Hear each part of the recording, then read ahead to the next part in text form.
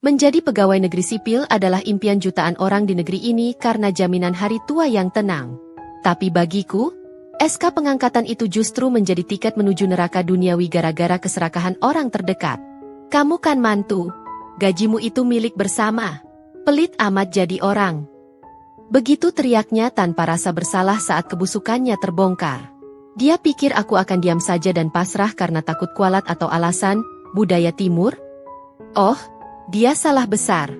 Wanita tua yang gila hormat itu sama sekali tidak menyangka bahwa tanda tangan palsu yang dia goreskan dengan bangga di atas materai itu justru akan mengantarkannya tidur beralaskan lantai dingin penjara, menangis darah saat palu hakim. Halo sobat, semoga kalian semua selalu sehat, bahagia, dan dilimpahkan rezekinya hari ini ya. Yuk, kita ramaikan kolom komentar. Coba absen dulu kalian mendengarkan kisah panas ini dari kota mana saja? Tanggal 1 selalu memiliki aroma yang khas. Aroma kopi yang terasa lebih nikmat dari biasanya. Senyum rekan kerja yang lebih lebar, dan tentu saja, getaran ponsel yang paling ditunggu-tunggu, notifikasi gaji masuk. Pagi itu, matahari Jakarta bersinar terik, menembus kaca jendela gedung kementerian tempatku bekerja. Namaku Safira, 27 tahun. Di usia semuda ini, aku bersyukur sudah memiliki karir stabil sebagai PNS di salah satu direktorat jenderal. Hari ini, rencananya sederhana tapi krusial. Sepulang kerja nanti, aku akan mampir ke ATM, menarik tunai untuk membayar cicilan rumah KPR yang baru berjalan 2 tahun, mentransfer uang belanja bulanan untuk ibu di kampung, dan menyisihkan sedikit untuk tabungan pendidikan calon anakku nanti. Meski saat ini, aku dan Mas Damar belum dikaruniai momongan. Jam istirahat makan siang tiba. Aku melangkah ringan menuju gerai ATM di lobi gedung. Antrean cukup panjang, tapi tak masalah. Wajah-wajah di depanku tampak cerah, membahas rencana akhir pekan atau diskon belanja online. Saat giliranku tiba, aku masuk ke dalam bilik kaca yang dingin itu. AC yang menderu pelan menyambutku. Tanganku dengan cekatan memasukkan kartu debit berwarna biru tua, menekan 6 digit PIN yang sudah kuhafal di luar kepala. Bip, bip, bip. Layar menyala. Aku menekan tombol, informasi saldo, sebelum melakukan penarikan. Kebiasaan lama, sekadar untuk memastikan angka yang masuk sesuai dengan slip gaji. Mesin berdengung, suara mekanik menghitung uang di dalamnya terdengar samar, lalu hening sejenak. Layar berubah. Mataku mengerjap. Seli. 2 kali. Aku memajukan wajahku, menempelkan kening ke layar monitor yang dingin, berharap mataku salah menangkap cahaya. Saldo, Rp52.450. Jantungku seakan berhenti berdetak-detik itu juga. Darah di wajahku surut seketika, digantikan oleh keringat dingin yang merembes di punggung. Nggak mungkin, bisikku parau. Suaraku gemetar. Ini pasti error. Sistem bank pasti lagi down. Dengan tangan gemetar, aku membatalkan transaksi, mengeluarkan kartu, lalu memasukkannya lagi. Mungkin tadi salah baca. Mungkin tadi saldo e-money, bukan rekening utama. Aku mengulang prosesnya. Napasku mulai memburu, pendek-pendek, seolah oksigen di dalam bilik ATM yang sempit ini mendadak habis disedot keluar. Layar kembali menampilkan angka yang sama. Rp52.000. Gaji sebulan penuh beserta tunjangan kinerja yang jumlahnya hampir 2 digit lenyap? Tidak ada sisa? Lututku lemas. Aku harus berpegangan pada pinggiran mesin ATM agar tidak merosot ke lantai.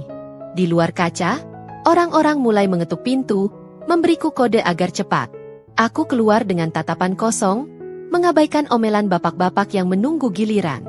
Aku segera meraih ponsel, membuka aplikasi mobile banking. Jempolku menari panik di atas layar sentuh. Aku membuka menu, mutasi rekening. Deretan angka merah menyambutku. Ada transaksi keluar tepat pukul 1 dini hari tadi. Auto debit angsuran kredit, Bank Pembangunan Daerah, BPD, ex cabang kota seberang. Mataku membelalak. Bank BPD? Kota seberang?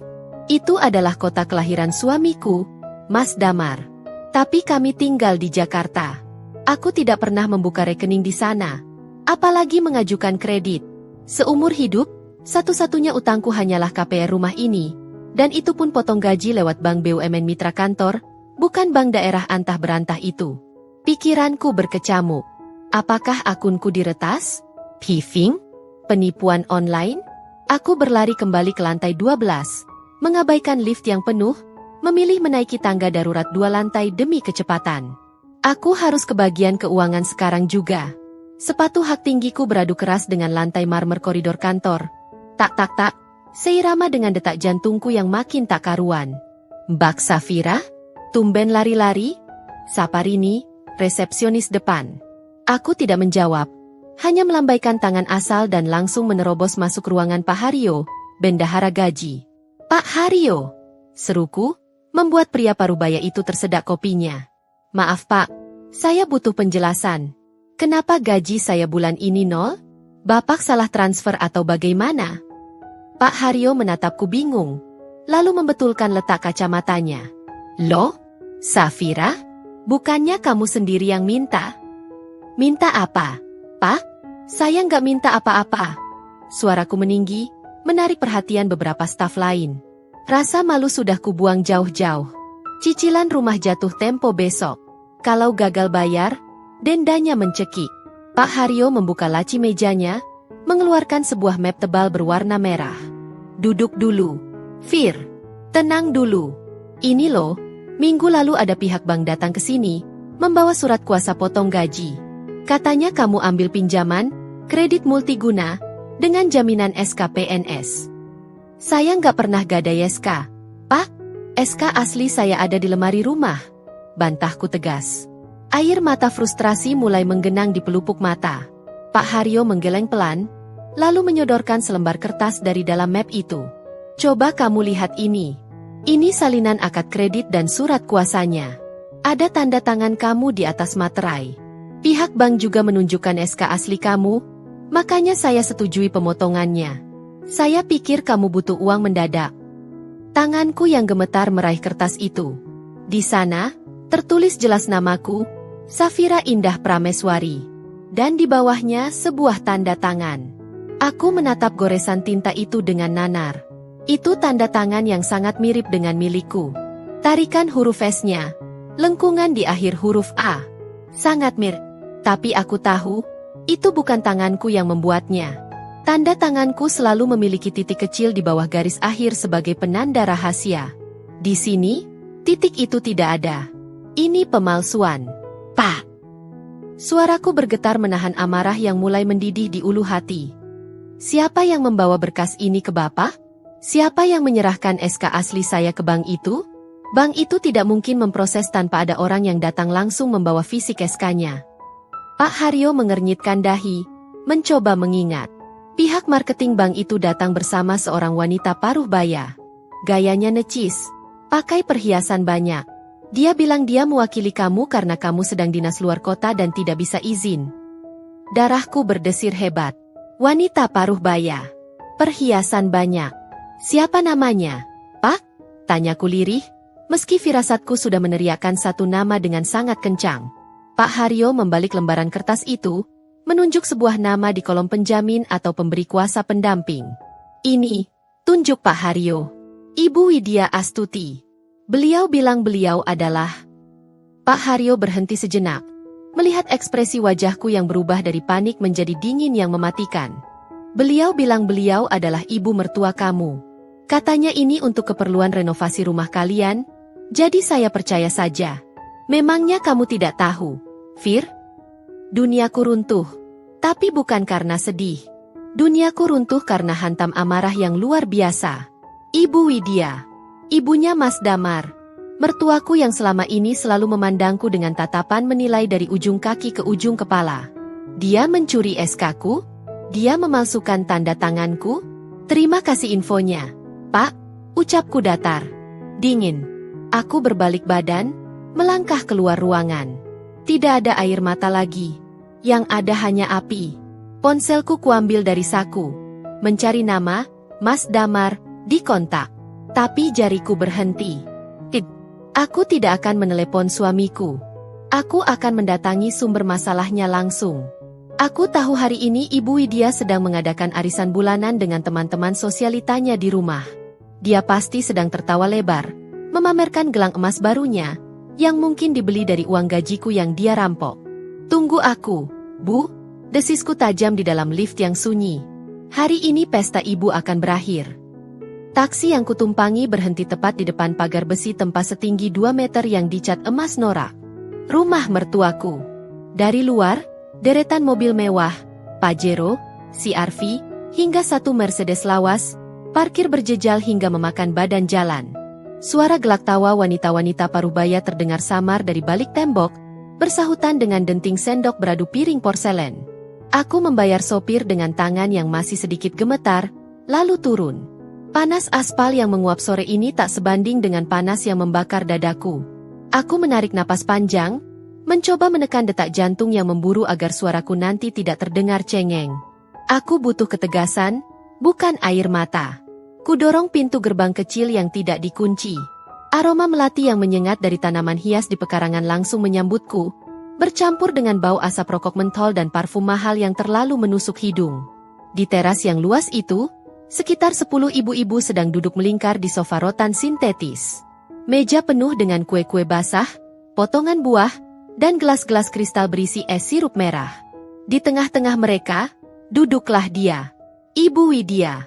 Dia mengenakan gamis sutra berwarna merah marun yang mencolok, kerudung gold berkilauan, dan mataku menyipit fokus pada pergelangan tangannya. Sebuah gelang emas model baru yang tebal melingkar di sana. Gelang yang belum pernah kulihat minggu lalu. Jeng Widya, itu mantunya datang. Seru salah satu tamu yang mengenakan kacamata hitam besar di atas kepala.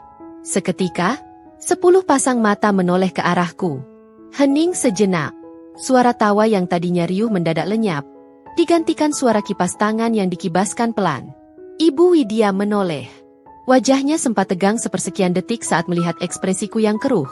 Namun dengan kecepatan kilat, topeng itu terpasang kembali. Senyum manis yang dibuat-buat merekah di bibirnya yang bergincu merah tua. Ya ampun, Safira sayang, kok nggak bilang mau mampir? Dia berdiri, merentangkan tangan seolah menyambut putri raja. Padahal matanya memancarkan sinyal peringatan. Jangan bikin malu di sini. Sini, nak. Kenalan sama teman-teman arisan ibu. Aku tidak membalas senyumnya. Kakiku melangkah pasti menaiki anak tangga teras. Sepatu kerjaku mengetuk lantai keramik dengan tempo lambat namun mengintimidasi. Aku berdiri tepat di hadapannya, mengabaikan tangan yang terulur untuk bersalaman. Kita perlu bicara, Bu. Sekarang, kataku. Suaraku rendah, tapi cukup jelas untuk didengar semua orang di lingkaran itu. Ibu Widya tertawa renyah, tawa yang terdengar sumbang di telingaku. Duh, anak muda zaman sekarang ya, kalau kangen sama mertua sukanya buru-buru. Nanti dong, Safira. Ibu lagi ada tamu. Duduk dulu, makan puding nih. Ini bukan soal kangen, Bu, potongku tajam. Aku menatap matanya lekat-lekat. Ini soal SKPNS saya yang ibu curi dan tanda tangan saya yang ibu palsukan. Hening. Kali ini keheningan yang benar-benar mati. Suara kipas tangan berhenti total. Ibu-ibu sosialita itu saling berpandangan, mata mereka membelalak, mulut sedikit terbuka menanti drama gratisan. Wajah Ibu Widya berubah dari merah jambu menjadi merah pada menahan murka dan malu. Urat lehernya menonjol. Jaga mulutmu, Safira, desisnya pelan namun penuh racun. Dia menoleh canggung ke arah teman-temannya. Maaf ya, jeng-jeng semua. Biasa, anak muda lagi sensitif. Mungkin lagi datang bulan jadi emosinya nggak stabil.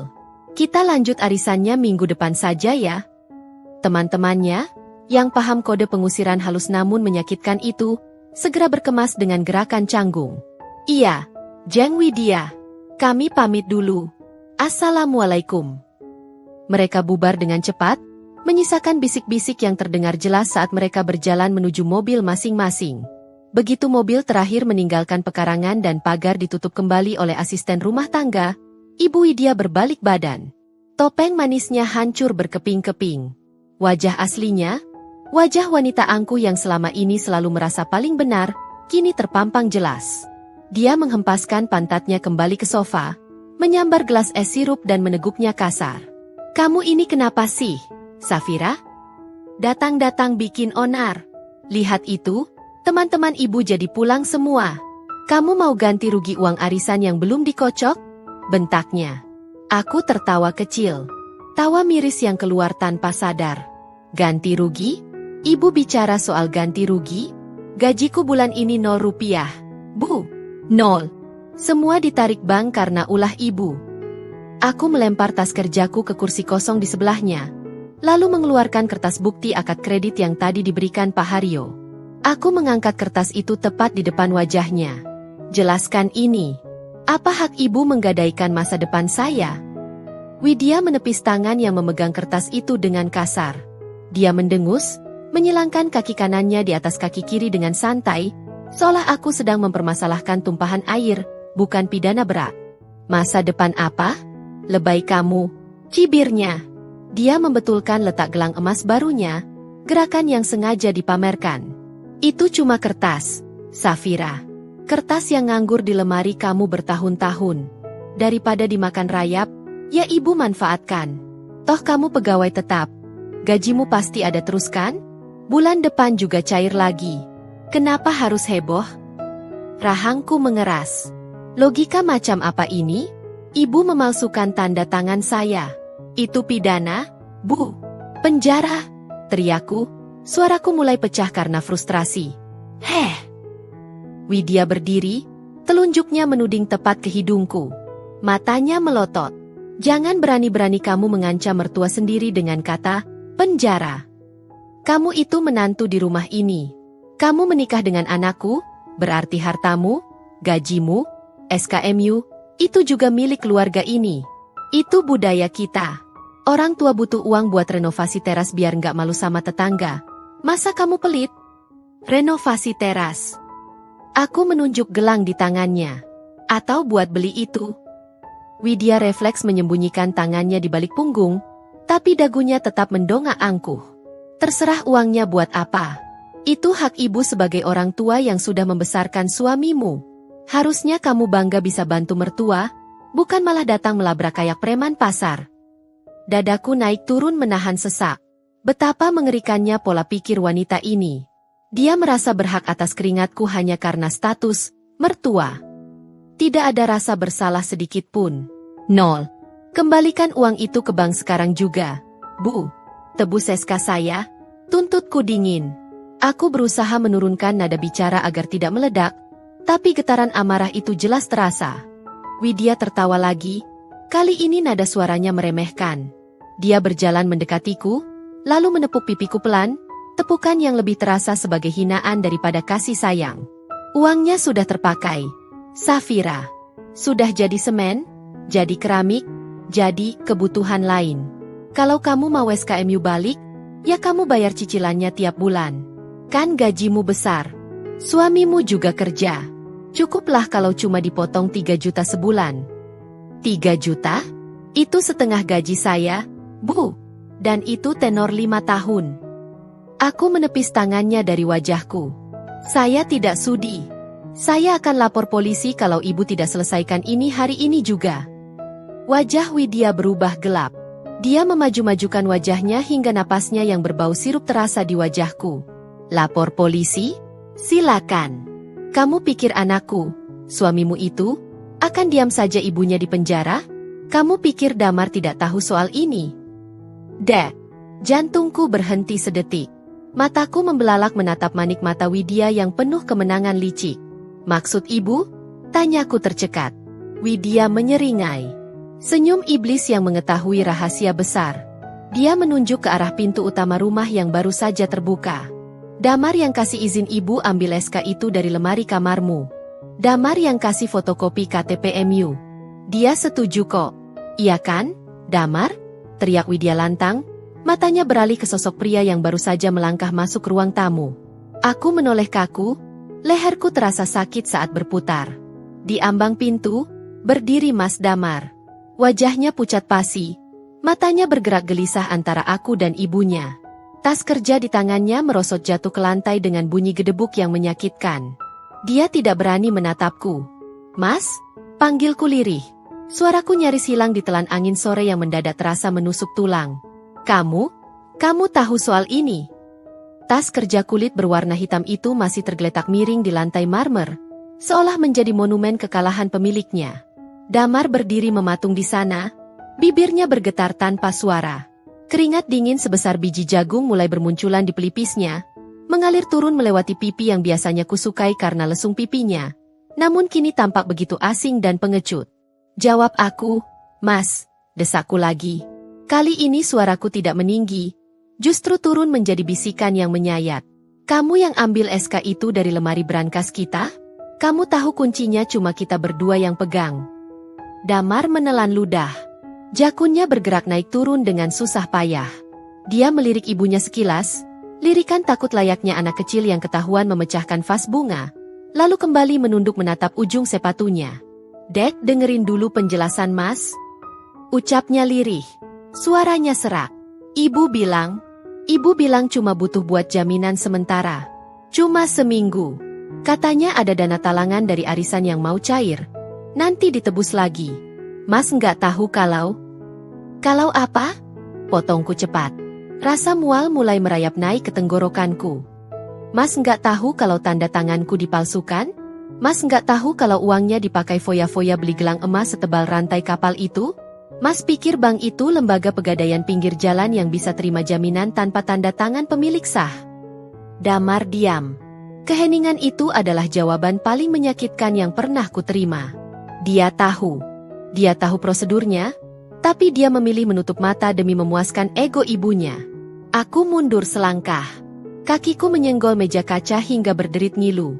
Rasanya seperti ada tangan tak kasat mata yang meremas jantungku hingga hancur.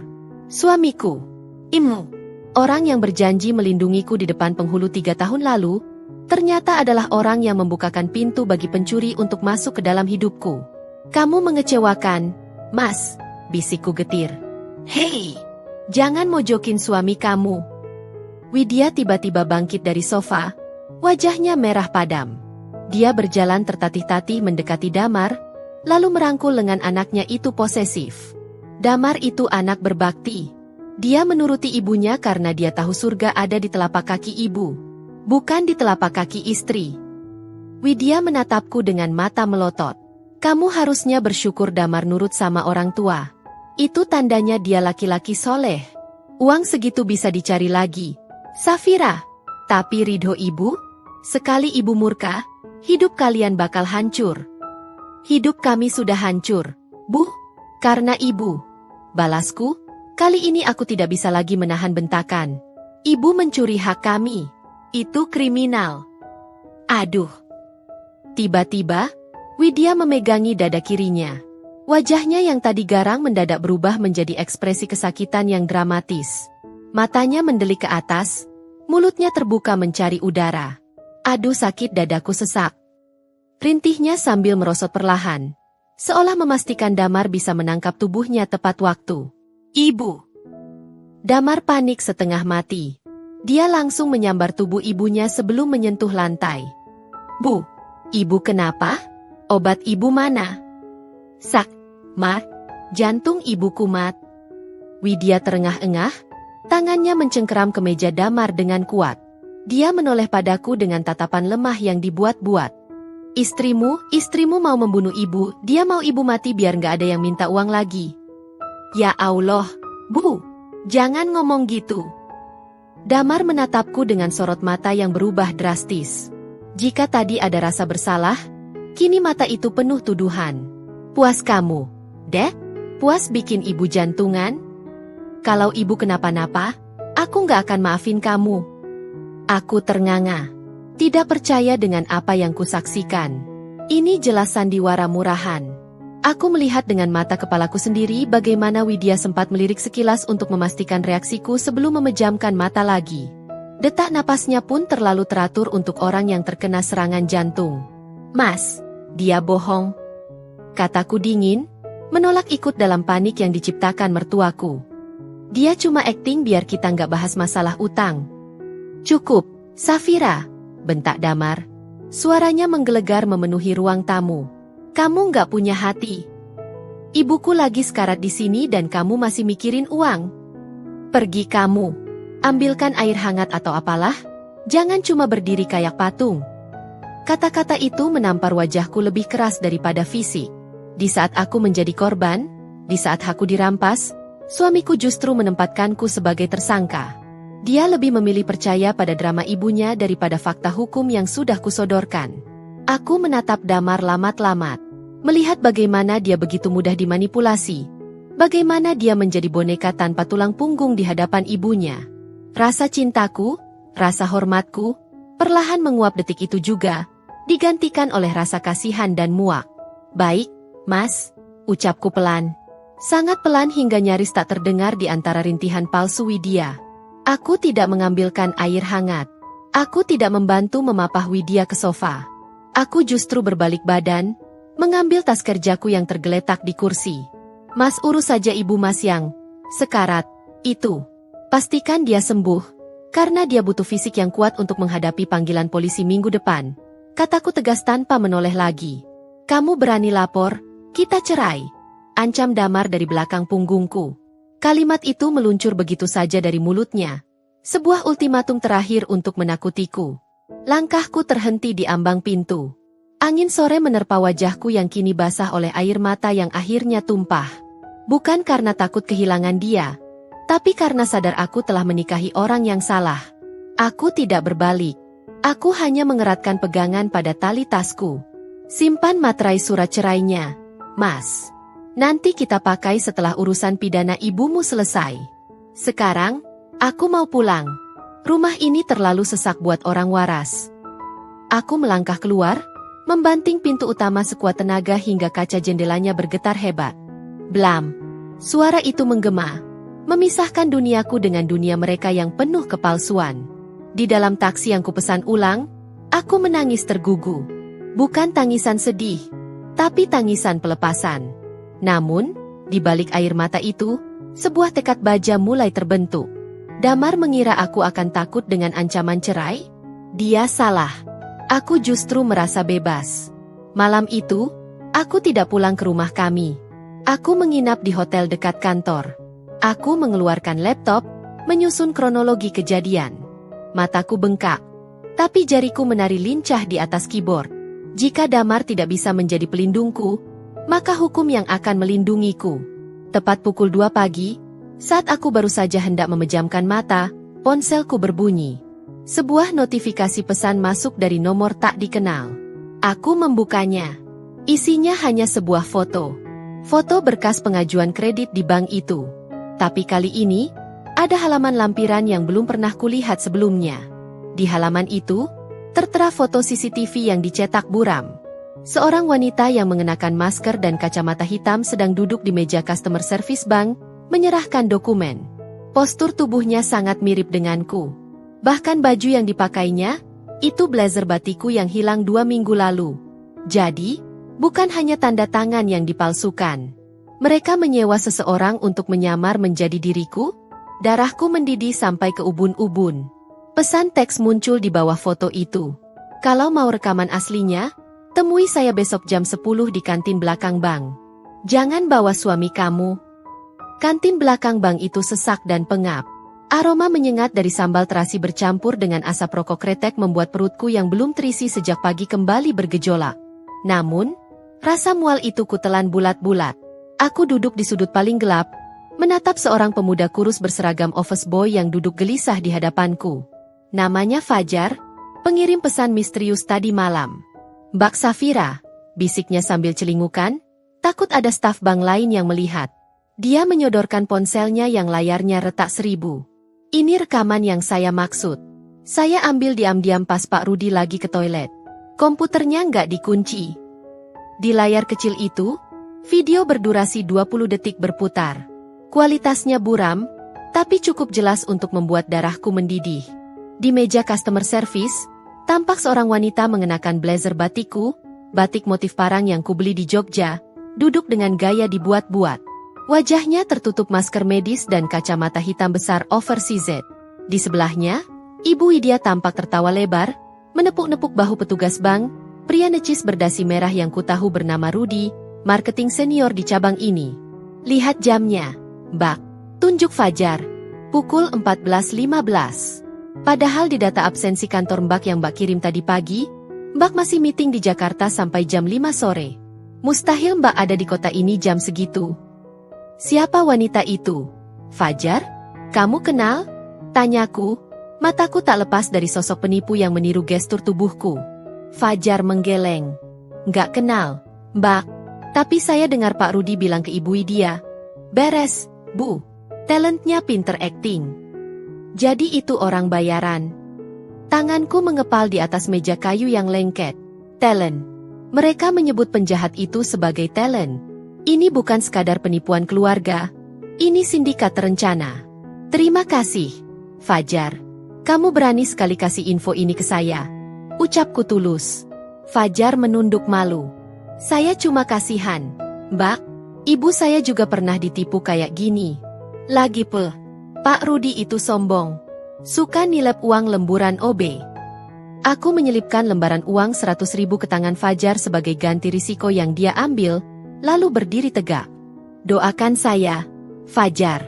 Saya mau silaturahmi sama Pak Rudi. Aku melangkah keluar dari kantin, memutar jalan menuju pintu utama bank yang megah.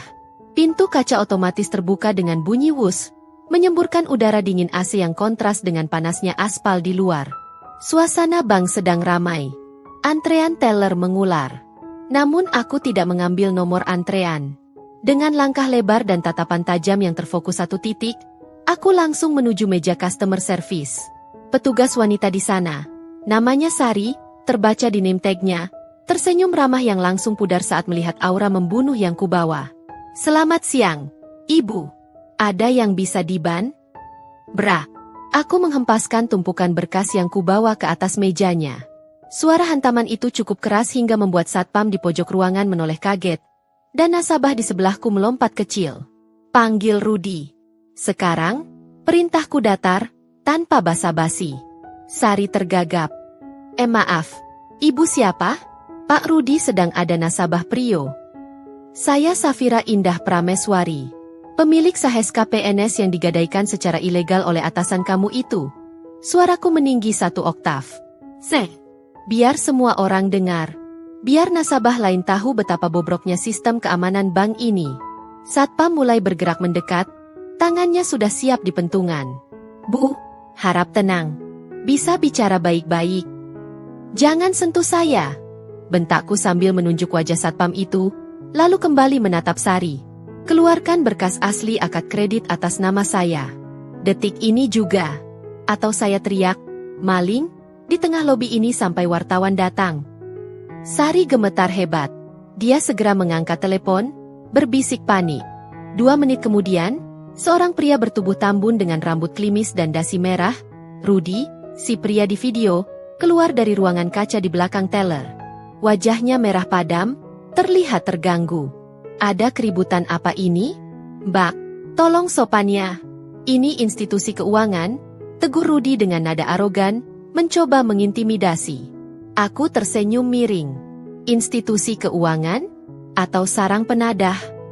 Aku membuka map yang kubawa, mengeluarkan 3 dokumen pembanding. Paspor, KTP lama, dan ijazah kuliahku. Lalu aku menjejerkannya dengan salinan akad kredit yang kudapat dari kantor kemarin. Pak Rudi yang terhormat. Mulaiku dengan nada dosen yang sedang menguliti mahasiswa bodoh. Bapak lulusan sertifikasi perbankan, kan? Pasti belajar soal verifikasi tanda tangan dasar. Aku menunjuk tanda tangan di akad kredit dengan ujung pena. Lihat tarikan garis ini. Tanda tangan di akad ini memiliki pressure point atau penekanan tinta yang tebal di awal huruf S, lalu ragu-ragu di bagian tengah. Ini ciri khas peniru yang sedang mencontek bentuk visual tapi tidak punya memori otot muscle memory dari tanda tangan asli. Rudi mendengus meremehkan, tapi matanya mulai bergerak liar. Itu cuma asumsi Ibu. Tanda tangan bisa berubah kalau orangnya buru-buru atau sakit. Oh ya. Aku menunjuk lagi. Lalu lihat simpul di huruf H. Di semua dokumen resmi saya selama 10 tahun terakhir, simpul H, saya selalu miring 45 derajat ke kanan. Di akad palsu buatan bapak dan mertua saya ini, simpulnya tegak lurus dan kaku. Ini bukan tanda tangan yang berubah karena buru-buru, Pak. Ini tanda tangan yang digambar. Drawing, bukan writing. Keringat mulai menetes di dahi Rudi. Dia menyadari bahwa aku bukan nasabah awam yang bisa digertak dengan istilah teknis.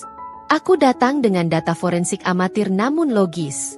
Satu lagi, kataku, mencondongkan tubuh ke depan, menatap manik matanya lekat-lekat. Di tanggal akad kredit itu ditandatangani, saya sedang check-in di sebuah hotel di Jakarta untuk dinas kantor. Saya punya bukti billing hotel, tiket pesawat, dan log absensi sidik jari. Jadi, Pak Rudi. Suaraku merendah, menjadi bisikan mematikan. Siapa wanita berblazer batik dan berkacamata hitam yang Bapak layani di meja ini jam 2 siang itu? Hantu? Wajah Rudi pucat pasi seputih kertas HVS. Rahangnya terkunci. Sari, si CS, menutup mulutnya dengan tangan. Matanya membelalak ngeri menyadari implikasi ucapan saya. Ibu jangan menuduh sembarangan. Elak Rudi, suaranya mulai kehilangan wibawa. Kami sudah sesuai prosedur. Verifikasi wajah sudah dilakukan. Verifikasi wajah dengan orang pakai masker dan kacamata hitam di dalam ruangan? Sop macam apa itu? Potongku keras. Nasabah lain mulai berbisik-bisik. Beberapa bahkan mulai mengeluarkan ponsel untuk merekam. Rudi panik melihat kamera ponsel nasabah. Bu, kita bicara di ruangan saya saja. Jangan di sini. Tidak, tolakku tegas. Aku tidak akan membiarkan mereka menggiringku ke ruang tertutup di mana mereka bisa mengintimidasi atau menghilangkan barang bukti. Aku butuh saksi. Saya minta Bapak buka rekaman CCTV tanggal tersebut, jam 14 sampai pukul 14.30. Tampilkan di monitor besar itu sekarang juga. Tuntutku sambil menunjuk layar LCD iklan di dinding lobi. Buktikan kalau itu saya. Kalau wajah wanita itu adalah wajah saya akan sujud minta maaf dan bayar lunas utang itu sekarang juga. Rudi diam mematung. Dia tahu dia kalah. Membuka CCTV berarti bunuh diri karir. Tapi menolak membukanya di depan keramaian ini sama saja dengan pengakuan bersalah. Kenapa diam? Pak? Takut ketahuan kalau talent, sewaan kalian aktingnya kurang bagus? Provokasku lagi. Tiba-tiba, pintu ruangan branch manager di lantai 2 terbuka. Seorang pria paruh baya dengan setelan jas rapi turun tergesa-gesa menuruni tangga. Wajahnya tegang. Dia pasti sudah memantau keributan ini dari kamera pengawas. Bu Safira, panggil kepala cabang itu dengan suara berat berwibawa namun menyeratkan kekhawatiran. Saya Purnomo, kepala cabang di sini. Mari kita selesaikan di ruangan saya. Saya janji akan transparan. Aku menatap Purnomo, lalu beralih ke Rudi yang kini tampak seperti tikus basah. Aku mengangkat ponselku, menunjukkan layar yang sudah menampilkan nomor panggilan darurat yang belum ditekan tombol panggilnya. Baik, Pak Purnomo. Saya beri waktu 10 menit di ruangan Bapak untuk menunjukkan CCTV asli itu. Tapi ingat, Pak. Aku mengangkat ponselku tinggi-tinggi. Percakapan kita akan saya rekam live stream ke akun media sosial saya sebagai jaminan keselamatan. Jika dalam 10 menit CCTV itu mendadak rusak atau hilang, maka tombol panggil ke OJK dan kepolisian ini akan saya tekan tanpa ragu. Matahari sore menyisakan guratan jingga kemerahan di langit barat, menciptakan siluet panjang dari pepohonan mangga di halaman rumah Ibu Widya. Angin berhembus pelan, menerbangkan daun-daun kering yang berserakan di paving block I. Suasana tenang itu terasa kontras dengan amplop coklat besar berlogo firma hukum yang kini kugenggam erat di tangan kanan. Aku tidak datang sendirian kali ini. Di dalam mobil yang parkir di seberang jalan, ada Andra, sepupuku yang kebetulan pengacara muda, berjaga-jaga jika situasi memanas secara fisik. Tapi aku meminta untuk masuk sendiri. Ini adalah pertempuran mental yang harus kumenangkan dengan tanganku sendiri. Ibu Widya sedang duduk santai di kursi goyang teras.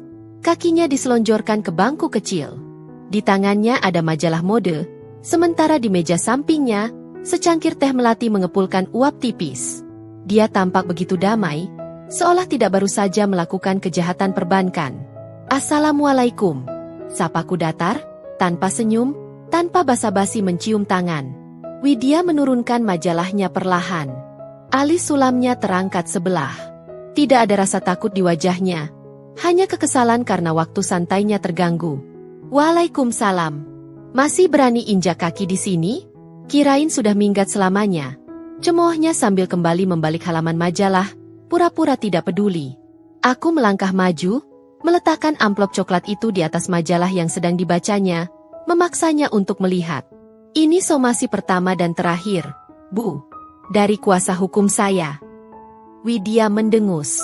Dia mengambil amplop itu dengan ujung jari, seolah benda itu menjijikkan, lalu membukanya kasar.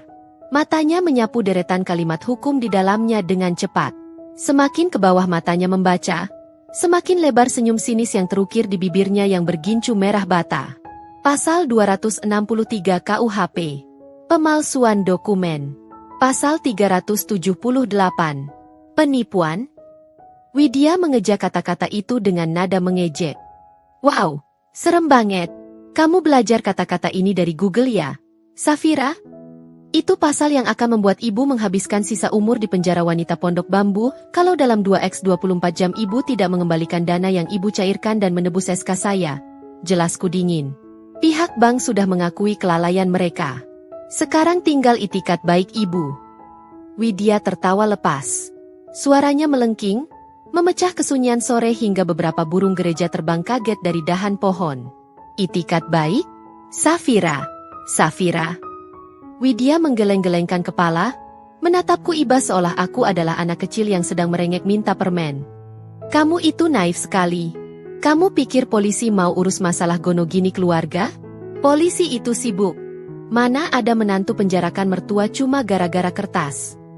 Dengan gerakan tiba-tiba yang mengejutkan, Widya meremas surat somasi itu. Bunyi kertas kaku yang diremukan terdengar nyaring dan menyakitkan telinga. Krek-krak. Tak cukup sampai di situ, dia merobeknya menjadi 2 bagian. Lalu 4 bagian. Lalu 8 bagian. Serpihan kertas itu dia lempar ke wajahku. Potongan-potongan kecil surat peringatan hukum itu melayang di udara, jatuh satu persatu mengotori sepatu kerjaku. Tuh somasi kamu. Sampah, teriak Widya.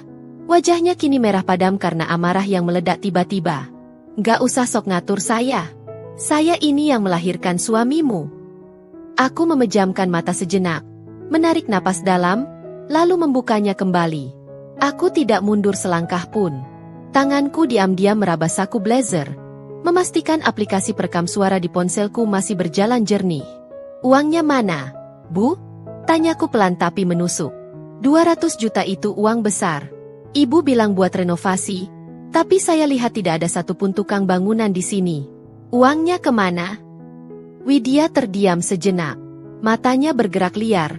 Napasnya memburu. Pertanyaan itu rupanya menekan tombol panik yang selama ini dia sembunyikan di balik arogansinya. Bukan urusanmu, bentaknya defensif. Urusan saya. Karena itu kredit atas nama saya. Kemana uang itu? Bentakku balik. Kali ini suaraku menggelegar, membuat Widya tersentak kaget. Dia tidak pernah melihatku semarah ini. Habis. Puas kamu? Teriak Widya akhirnya. Pertahanannya runtuh. Uangnya sudah habis. Ludes. Jantungku berdegup kencang. Habis buat apa?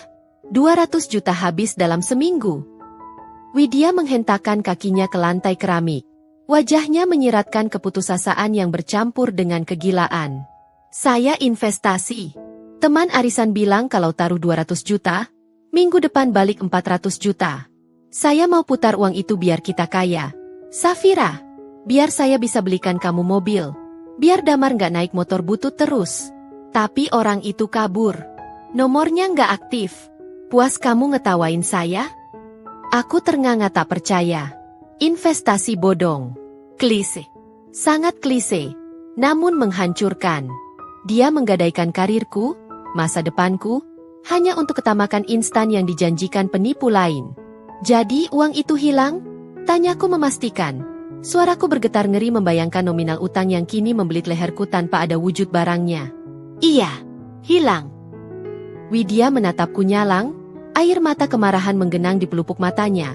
Bukan air mata penyesalan, tapi air mata kekecewaan karena gagal kaya. Sekarang kamu mau apa? Mau peras saya? Saya nggak punya uang. Kamu kan PNS, gajimu ada terus. Ya sudah, anggap saja itu sedekah buat mertua yang lagi kena musibah. Jangan durhaka kamu. Sungguh luar biasa.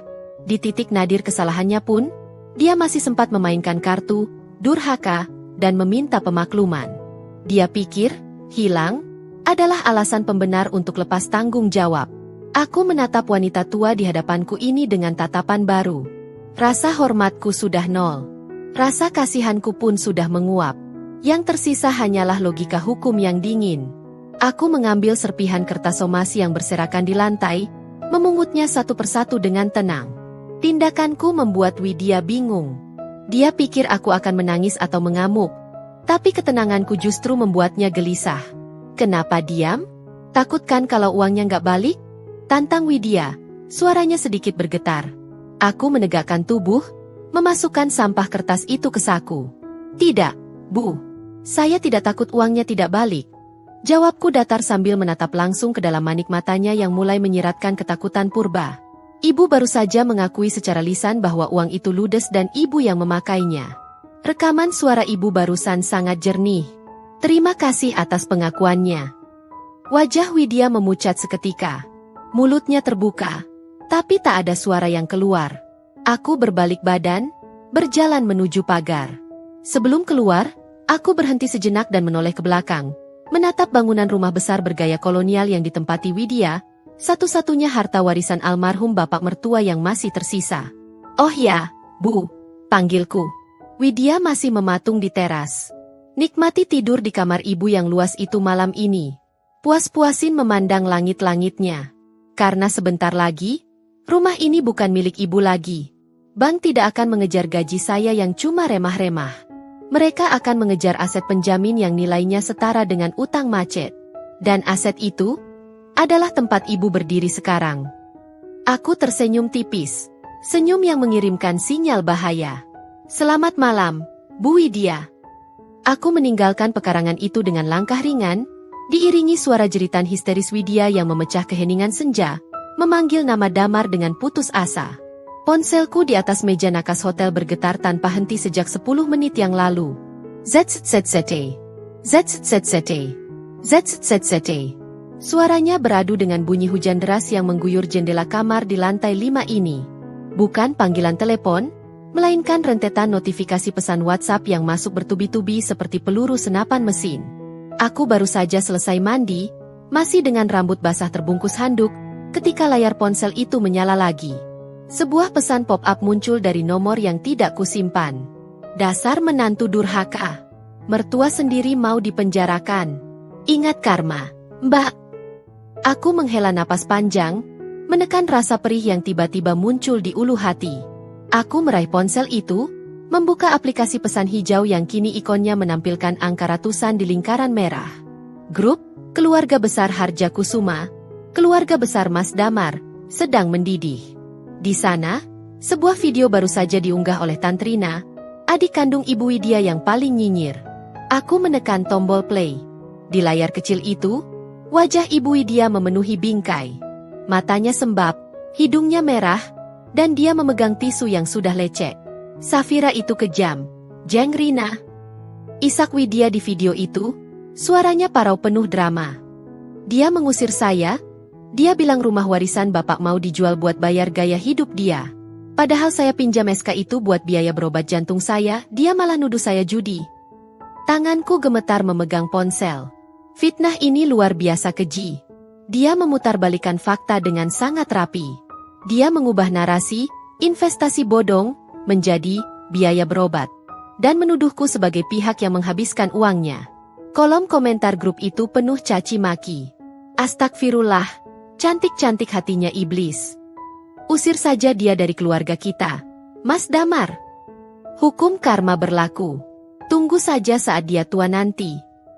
Bahkan beberapa tetangga komplek mertua mulai mengirim pesan pribadi, DM, di Instagramku, menghujat tanpa tahu kebenaran. Rupanya, Ibu Widya yang terdesak karena ancamanku tadi sore, memilih menggunakan senjata terakhirnya, pembunuhan karakter. Dia tahu dia kalah secara hukum, jadi dia mencoba menghancurkanku secara sosial. Tok, tok, tok. Ketukan pelan di pintu kamar hotel membuatku tersentak. Aku meletakkan ponsel dengan kasar, lalu berjalan menuju pintu. Aku mengintip dari lubang peepole. Mas Damar. Dia berdiri di koridor dengan pakaian basah kuyup. Rambutnya lepek, kemejanya menempel di kulit, dan wajahnya tampak hancur. Bukan wajah suami yang ingin marah, tapi wajah laki-laki yang kehilangan arah. Aku membuka pintu, tapi tidak mempersilakannya masuk. Aku berdiri di ambang pintu, menjadi palang yang dingin. Mau apa lagi, Mas? Mau menyampaikan pesan ibumu supaya aku mencabut laporan? Tanyaku tajam. Damar tidak menjawab. Dia hanya menatapku dengan mata merah. Air hujan menetes dari ujung hidungnya, jatuh ke karpet koridor. Dia mengangkat tangannya, memperlihatkan ponselnya yang juga menyala. Kamu baca grup keluarga? Tanyanya serak. Sudah. Kenapa? Kamu mau ikut nambahin caci maki di sana? Silakan. Mumpung aku lagi online, jawabku sinis. Damar menggeleng lemah. Dia menyeka wajahnya yang basah. Ban menelepon ibu tadi malam. Mereka bilang kalau besok uangnya tidak dikembalikan. Mereka akan pasang pelang, dijual, di depan rumah. Ibu panik. Ibu histeris. Bagus. Berarti somasi aku bekerja. Bank ketakutan karena aku punya bukti fraud orang dalam mereka. Balasku tanpa empati. Lalu, karena panik, ibumu memutuskan untuk memfitnahku di depan seluruh dunia? Begitu? Aku sudah bilang ke ibu buat jujur. Fir? Damar akhirnya bersuara, nadanya putus asa. Tapi ibu malah ngamuk. Dia bilang ini satu-satunya cara biar kamu luluh. Biar kamu kasihan. Kasihan? Aku tertawa getir. Aku mundur selangkah, membiarkan Damar melihat layar laptopku yang menyala di atas meja kerja. Di sana, draft surat laporan polisi sudah 90% rampung. Tinggal tekan print. Masuk, Mas. Tutup pintunya. Ada yang mau aku tunjukkan. Perintahku. Damar melangkah masuk dengan ragu, menutup pintu di belakangnya. Dia berdiri kaku di tengah ruangan, air menetes dari celananya membuat genangan kecil. Aku mengambil ponselku, membuka rekaman suara pengakuan Widya sore tadi, rekaman yang belum kusebar ke siapa-siapa. Duduk dan dengar, kataku. Aku menekan tombol play. Suara Widya yang jernih dan angkuh terdengar memenuhi ruangan hotel yang sunyi. Uangnya sudah habis. Ludes. Saya investasi. Teman arisan bilang kalau taruh 200 juta, minggu depan balik 400 juta. Terserah uangnya buat apa. Itu hak ibu. Wajah Damar berubah pucat pasi. Matanya membelalak lebar. Mulutnya terbuka sedikit, menyadari kebohongan ibunya. Selama ini, Widya bilang ke Damar uang itu untuk melunasi utang almarhum bapaknya. Ternyata investasi bodong? Investasi? Bisik Damar, suaranya bergetar hebat. Ibu bilang uangnya buat bayar utang bapak ke rentenir. Makanya aku izinkan. Ibumu pembohong ulung, Mas. Dan sekarang, dia memfitnahku di grup keluarga bilang uangnya buat gaya hidupku, buat biaya berobat jantung palsunya. Aku melempar ponselku ke kasur. Baca chat Tante Rina itu. Baca chat Om Bagas. Istrimu ini, wanita yang kamu nikahi ini, sedang dirajam rame-rame oleh keluargamu demi menutupi kejahatan ibumu. Damar mengambil ponselku. Dia membaca deretan pesan kebencian itu. Matanya bergerak cepat dari satu pesan ke pesan lain. Napasnya mulai memburu. Tangannya mengepal hingga buku-buku jarinya memutih. Dia melihat foto profilku di grup itu dicoret-coret dengan kata, maling. Dia membaca bagaimana sepupunya mengusulkan agar Damar menceraikan wanita pembawa sial ini. Sesuatu di dalam diri Damar retak malam itu. Bukan retak hancur, tapi retak yang membuka matanya. Kesabarannya sebagai anak berbakti telah dimanipulasi habis-habisan. Dia melihat istri yang dicintainya, berdiri sendirian melawan badai fitnah yang diciptakan oleh wanita yang melahirkannya. Damar tidak berkata apa-apa padaku. Dia merogoh saku celananya, mengeluarkan ponselnya sendiri.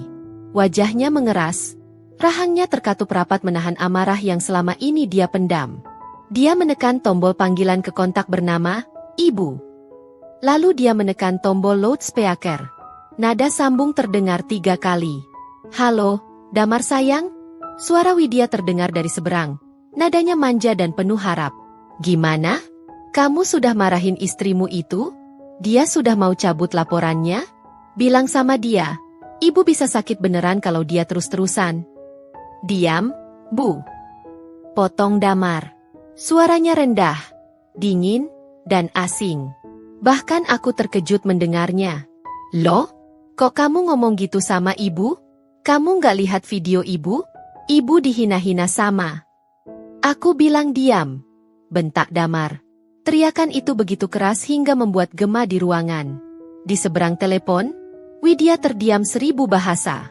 Dia tidak pernah dibentak anak emasnya seumur hidup. Aku sudah dengar rekaman suara ibu soal investasi bodong itu. Aku juga sudah baca semua fitnah ibu di grup keluarga. Lanjut Damar, suaranya bergetar menahan tangis kemarahan. Ibu bukan cuma mencuri uang Safira. Ibu mencuri kehormatan istriku.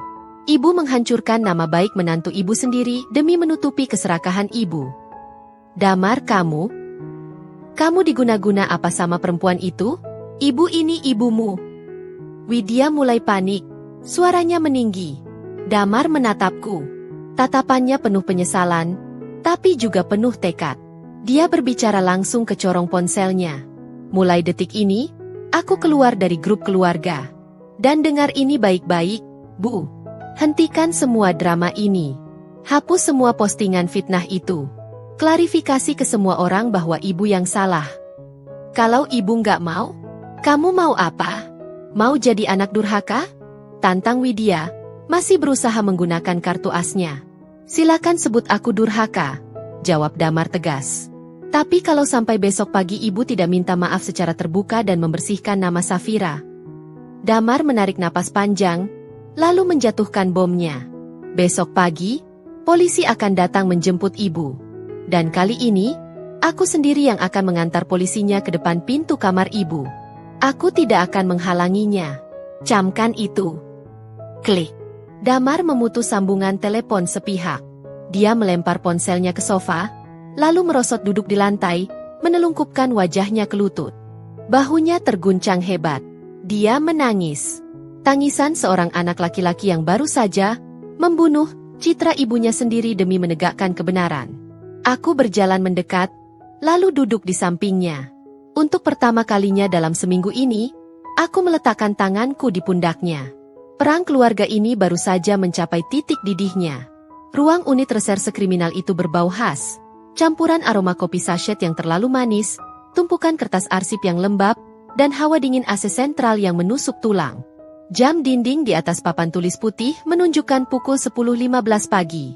Bunyi TikToknya terdengar nyaring, beradu dengan suara ketikan keyboard yang monoton dari meja petugas piket. Aku duduk tegak di kursi besi lipat yang dingin, kedua tanganku terpaut tenang di atas meja kayu yang permukaannya penuh goresan pulpen. Di sampingku, Mas Damar duduk menunduk. Dia mengenakan kemeja biru tua, wajahnya tampak lelah dengan lingkaran hitam di bawah mata, namun postur tubuhnya tidak lagi membungkuk takut. Dia hadir di sini bukan sebagai anak yang akan membela ibunya, melainkan sebagai saksi bagi istrinya. Pintu ruangan terbuka. Suara langkah sepatu hak tinggi yang diseret terdengar mendekat.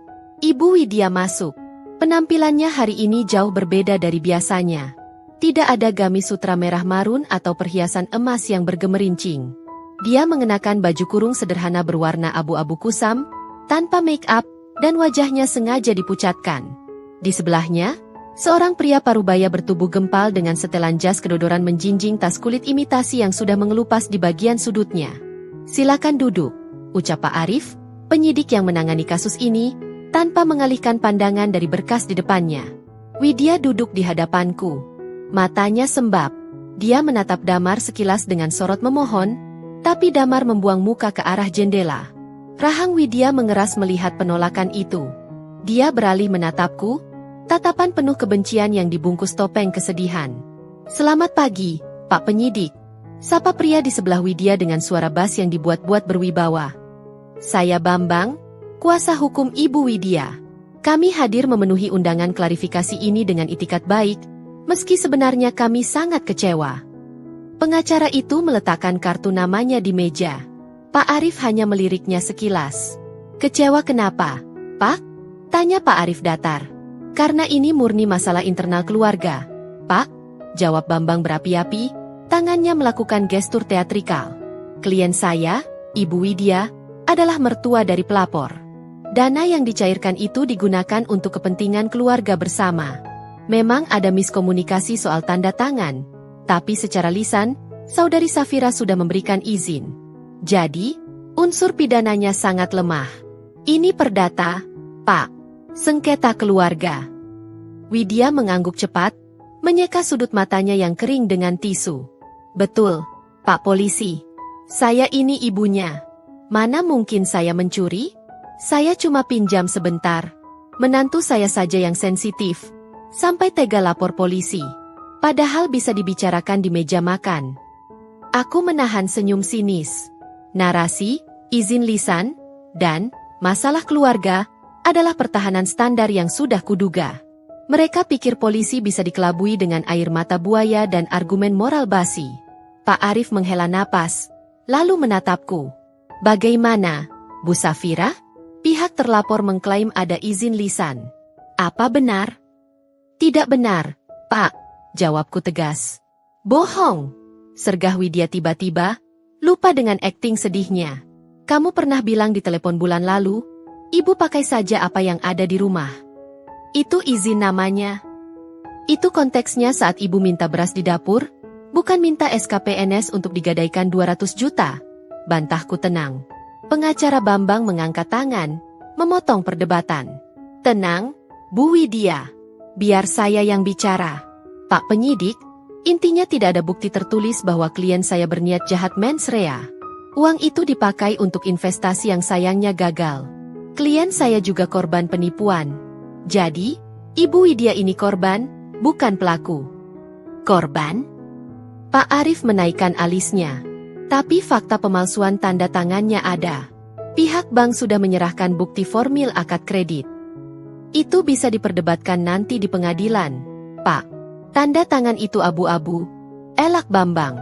Saran saya, kita hentikan proses ini. Mediasi saja. Klien saya bersedia mencicil kerugian pelapor, 500.000 per bulan. 500.000. Utang 200 juta dicicil 500.000. Butuh 33 tahun untuk lunas. Tawaran yang menghina akal sehat. Aku melihat Pak Arif mulai terlihat bosan. Dia memutar pulpen di jarinya. Sudah waktunya aku mengakhiri sirkus ini. Pak Arif, panggilku pelan namun penuh penekanan. Saya ingin menyerahkan bukti tambahan yang belum sempat saya lampirkan dalam BAP awal. Aku mengeluarkan ponselku, menyambungkannya ke speaker Bluetooth kecil yang kubawa di dalam tas. Apa ini? Tanya Bambang curiga. Kebenaran, jawabku singkat. Jariku menekan tombol play. Suara bising angin sore terdengar lebih dulu, diikuti suara cempreng yang sangat familiar di ruangan itu. Somasi, kamu mau menuntut mertua sendiri? Dasar perempuan tak tahu adat. Uangnya sudah habis. Safira, ludes. Mau kamu apakan aku? Wajah Widya yang tadinya pucat dibuat-buat, kini memucat sungguhan. Matanya membelalak horor menatap speaker hitam di meja. Rekaman berlanjut. Tanda tangan itu cuma formalitas. Saya investasi. Teman arisan bilang kalau taruh 200 juta, minggu depan balik 400 juta. Saya mau putar uang itu biar kita kaya. Tapi orang itu kabur. Dan bagian pamungkasnya. Safira, di rekaman, jadi ibu memalsukan tanda tangan saya tanpa izin. Widya, di rekaman, iya. Karena kalau izin kamu pasti pelit. Itu hak ibu. Klik. Aku mematikan rekaman. Keheningan di ruangan itu begitu pekat hingga suara dengung AC terdengar seperti mesin jet. Pengacara Bambang ternganga. Mulutnya terbuka lebar. Tapi tidak ada kata-kata hukum yang keluar. Dia tahu, dalam dunia hukum, pengakuan tersangka yang terekam secara sadar, apalagi yang membuktikan niat jahat dan motif ekonomi, adalah skakmat. Argumen, izin lisan, yang dia bangun runtuh ketika menjadi debu. Pak Arif menegakkan posisi duduknya. Wajah bosannya hilang, berganti menjadi tatapan tajam seorang pemburu yang melihat mangsa terperangkap. Dia menatap Widya lekat-lekat. Bu Widya, suara Pak Arif terdengar berat dan mengintimidasi. Dalam rekaman itu, ibu secara eksplisit mengakui melakukan pemalsuan tanda tangan karena sadar korban tidak akan memberi izin. Itu namanya niat jahat terencana. Itu rekaman ilegal. Saya dijebak. Jerit Widya histeris. Dia menoleh ke pengacaranya, mengguncang lengan jas pria itu. Pak Bambang, Lakukan sesuatu. Bilang itu tidak sah. Pengacara Bambang tampak gugup. Keringat mulai membasahi dahinya yang lebar. Iya rekaman tanpa izin pengadilan itu. Ini bukan penyadapan telepon, Pak Pengacara, potong Pak Arif tajam. Ini rekaman percakapan terbuka di mana pelapor terlibat langsung dalam percakapan tersebut. Ini alat bukti petunjuk yang sah sesuai putusan Mahkamah Konstitusi. Pak Arif membuka laci mejanya, mengambil sebuah map berwarna merah jambu, kode untuk berkas tersangka. Dan satu lagi, Pak Bambang, Bu Widya. Pak Arif mencondongkan tubuhnya ke depan, menatap tajam ke manik mata Widya yang gemetar. Kasus ini bukan sekadar penipuan keluarga atau pasal 378 biasa. Karena objek yang dipalsukan adalah dokumen persyaratan perbankan yang melibatkan SK Pegawai Negeri Sipil, ini masuk ranah tindak pidana perbankan dan pemalsuan dokumen negara. Pasal 263 ayat 1 dan 2 KUHP. Pak Arif mengetukkan jari telunjuknya ke meja sesuai irama suku kata yang diucapkannya. Ini bukan delik aduan. Widya terkesiap. Maksudnya? Maksudnya, sela aku dengan suara dingin, menatap mertuaku yang kini tampak kerdil. Meskipun hari ini saya mencabut laporan karena kasihan, polisi tetap wajib memproses ibu sampai ke pengadilan. Karena ibu sudah menipu sistem perbankan negara. Tidak ada jalan mundur, Bu. Ancaman hukumannya 6 tahun penjara. Tambah Pak Arif, memberikan pukulan terakhir. Dan karena bukti permulaan sudah lebih dari cukup, serta ada indikasi tersangka berupaya menghilangkan barang bukti atau melarikan diri. Pak Arif menoleh ke arah pintu, memberikan kode tangan. 2 orang petugas berseragam polisi wanita masuk ke ruangan dengan wajah tanpa ekspresi. Kami akan menaikkan status ibu dari saksi terlapor menjadi tersangka. Mulai hari ini, kami akan melakukan penahanan untuk 20 hari ke depan demi kelancaran penyidikan. Dunia Widya runtuh. Dia menjerit, suara yang bukan lagi akting, melainkan ketakutan murni. Dia melompat dari kursinya, berlari menerjang ke arah Damar, bersimpuh memeluk kaki anaknya. Damar, tolong ibu, Mar. Ibu nggak mau dipenjara. Damar, kamu anakku. Jangan biarkan mereka bawa ibu. Raungnya memilukan. Damar mematung. Tangannya mengepal di sisi tubuhnya. Dia menunduk menatap ibunya yang menangis meraung-raung di kakinya. Air mata menetes dari pipi Damar, tapi kakinya tidak bergerak 1 milimeter pun untuk menolong. Damar sudah peringatkan ibu tadi malam. Bisik Damar serak, suaranya pecah. Damar bilang jujur. Damar bilang minta maaf. Tapi ibu memilih berbohong lagi di ruangan ini. Damar melepaskan pelukan ibunya perlahan tapi tegas.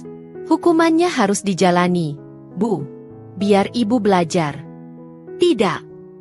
Damar. Safira. Jahat kalian. 2 polwan itu memegang lengan Widya kiri dan kanan, memaksanya berdiri. Suara borgol besi yang dikunci berbunyi klik. Suara paling mengerikan yang pernah didengar Widya seumur hidupnya. Saat Widya diseret keluar ruangan menuju sel tahanan sementara, dia terus menoleh ke belakang. Matanya menatapku dengan tatapan kosong dan putus asa. Tapi ini belum selesai. Pak Arif kembali duduk, lalu menatapku dan Damar. Penahanan tersangka sudah dilakukan. Tapi masalah utang ke bank belum selesai, Bu Safira, ucap Pak Arif serius. Pihak Bank BPD sudah mengirim surat penyitaan aset jaminan tambahan karena kredit ini dinyatakan macet total akibat fraud.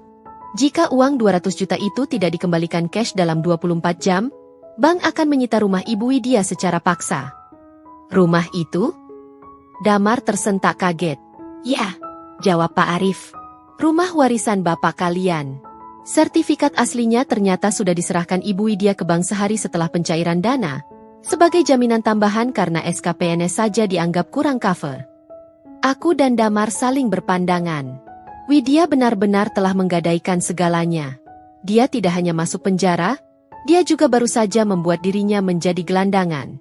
Lantai 3 gedung Bank BPD itu hening, namun udaranya terasa padat dan mencekik, seolah oksigen di ruangan itu telah disedot habis oleh ketegangan yang menggantung di udara. Kami duduk berhadapan di meja oval panjang berbahan kayu mahoni yang mengkilap. Di satu sisi, aku, Mas Damar, dan Andra, sepupuku yang juga kuasa hukumku. Di sisi lain, barisan, tembok, bank. Pak Purnomo selaku kepala cabang, 2 orang staf legal berwajah kaku, dan Rudy, marketing nakal itu, yang kini duduk di ujung meja dengan wajah tertunduk, keringat dingin membasahi kerah kemejanya yang kusut. Di tengah meja, tergeletak sebuah map biru tua. Di dalamnya, tersimpan nyawaku sebagai pegawai negeri, SK asli pengangkatan PNS. Jadi, bagaimana keputusan Bang?